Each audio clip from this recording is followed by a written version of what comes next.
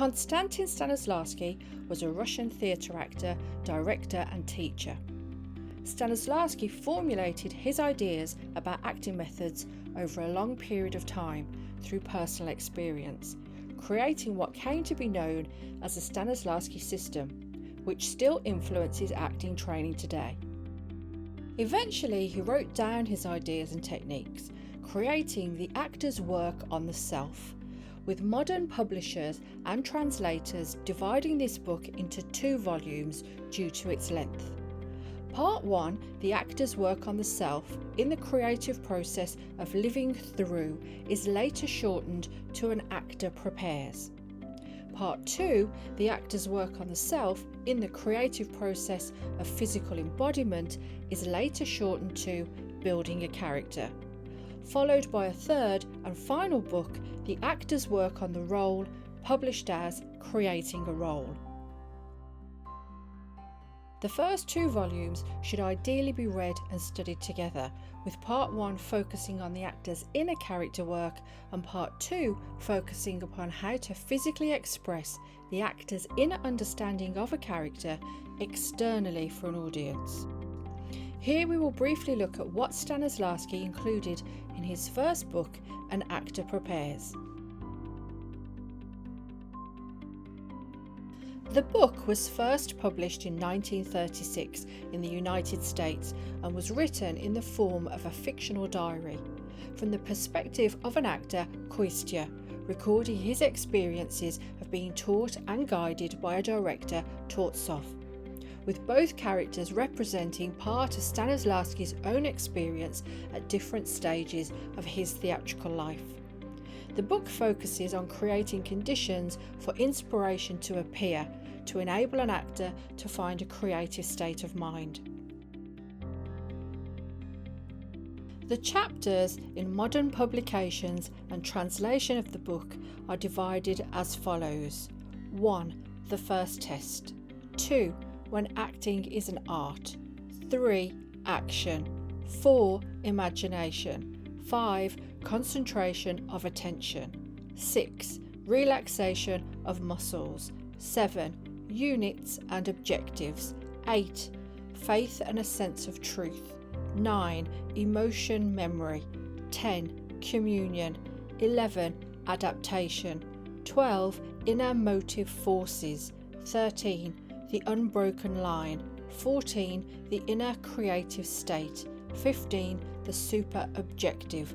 16. On the threshold of the subconscious. Key teaching techniques that emerge within the book are: action. Understanding that action on stage must have a purpose, encouraging an actor to appreciate that every movement on stage must have meaning. If actors can understand a character's purpose, they will naturally start to take the right type of action. The magic if, sometimes referred to as if. The actor is encouraged to imagine as if, which means how an actor would react to a given situation if they were in the same circumstances, giving the actor some insight into how their character may react and act in certain situations. This helps an actor to walk in the character's shoes and develops their imagination. Next is given circumstances. The magic if works alongside understanding given circumstances. An actor needs to look at the situation that the character finds themselves within as they begin to craft and create that character. For example, considerations about the historical period, setting and interrelationships all affect the behaviour of their character within that context.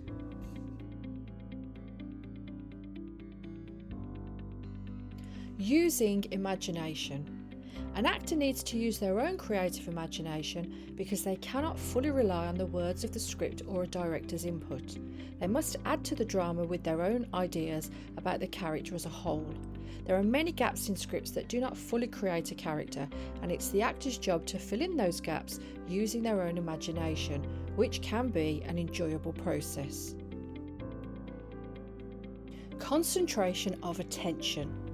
Characters should not concentrate on the audience, although the actor has to be aware that they are there. Actors cannot afford to be distracted in any way by the audience in a traditional performance and must create the illusion through character that the audience does not exist. To help the actor to concentrate, Stanislavski creates the idea of circles of attention. These circles are overlapping circles of concentration on a stage. The easiest way to consider them is by thinking about how spotlights create circles of light on the stage in different areas. To maintain their focus and not feel awkward in front of an audience, the actor must focus on different circles of attention in both rehearsal and in performance. When the character is alone on stage, they can achieve public solitude, just concentrating on a smaller circle of attention. Relaxation. To be successful on stage, an actor must be calm and alert and relax into the character. Physical tension must not be carried in the actor's body as it will restrict their creativity. Units. A script must be broken down into units, perhaps scenes, perhaps smaller parts of scenes, because a script and character cannot be absorbed and worked on all together at the same time. It must be made smaller in rehearsal so that actors can work on it successfully in bite-sized chunks with unit titles so they are easily recognised. Objectives. What are the characters' objectives and motivation? What is their desire, their purpose or goal per scene or unit? Faith and a sense of truth. Are the characters being truthful? Will the audience then faithfully accept their performance? Even if the genre is not naturalistic, such as a fantasy story, do we still believe the characters in that imaginary world?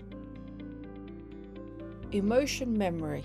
Using an actor's own life experiences and memory whilst creatively also using the observation of others and personal insights. Exploring emotions to help understand how a character might feel in any given circumstance and how to portray that character in those moments. Communication, sometimes translated as communion.